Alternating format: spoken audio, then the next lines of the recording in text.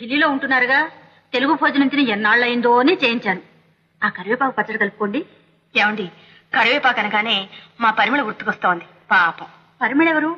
మీ స్నేహితురాలా? అయ్యయ్యో, మీతో చెప్పలేదా అండి? మా నాన్నగారు డిఏజీగా పనిచేసేవారు కదండి. అప్పుడు నాకు ఇంకా పెళ్లి కాలేదేమో. మొక్కలు పెంచడం మహా సరదాగా ఉండేది. కనకాంబరాలతో పాటు కరివేపాకు మొక్కలు కూడా పెంచానండి. అది నిగనిగలాడుతూ నున్నగా గుబురుగా గుబ్బుగా పెరిగి ఎంచక్క సువాసనగా ఉండేదండి. అందుకని పరిమళ అని పేరు పెట్టుకున్నాను. బాగా చెప్పారు. మల్లెపూల కంటే కరివేపాకే ఎక్కువ సువాసన అంటారు. మల్లెపూలు అంటే జ్ఞాపకం వచ్చిందండి. నేను చదువుకునే రోజుల్లో మా దొడ్లోనండి పెద్ద మల్లె చెట్టు ఉండేది. సాయంత్రం అయ్యేసరికి గంపుడు పూలు పూసేవి. అవన్నీ కోసి గుచ్చుకునేటప్పటికి చీకటి పడిపోయేది. ఇక అప్పుడు పెట్టుకుని ఏం లాభం? పెళ్లి కాలేదుగా. అందుకని తడిగుడ్లో చుట్టుకుని దాచుకునేదాన్ని. తెల్లవారేసరికి పుచ్చ పుల్లా విచ్చుకునేవనుకోండి. అవన్నీ పెట్టుకుని స్కూల్కి వెళ్తుంటే మల్లేశ్వరి అని పిలిచేవారండి. అప్పుడండి నా జడ జరిపోతేలా మోకాళ్ళ వరకు ఉండేదండి.